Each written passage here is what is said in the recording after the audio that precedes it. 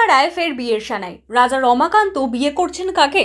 টলিপাড়ার অন্দরমহলে আবার শোনা যাচ্ছে বিয়ের সানাই। রাজরাজেশ্বরী রানী ভবানী ধারাবাহিকের রাজা রমাকান্ত বসু হিসেবে জনপ্রিয় অভিনেতা সায়ন বসু এবার বসতে চলেছেন বিয়ের পিঁড়িতে।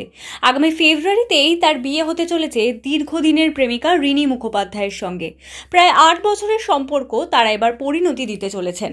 অভিনেতার কথায় ভৌগোলিক দূরত্ব সত্ত্বেও তাদের সম্পর্ক কোনো রকম কোনোদিনও টলেনি। বিদেশে থাকেন রিনি, সেখান থেকেই দেশে ফিরবেন বিয়ের জন্য। তবে বিয়ে হবে সম্পূর্ণ বাঙালি রীতিতে, বৈদিক মতে।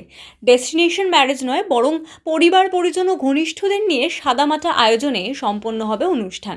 মেহেন্দি বা সঙ্গীতের মতো অনুষ্ঠান থাকছে না, বদলে থাকবে বাঙালির ঐতিহ্য। কনে আলতা পরবেন আর বর সেজে উঠবেন ধুতি পাঞ্জাবিতে এবং টোপর মালায়।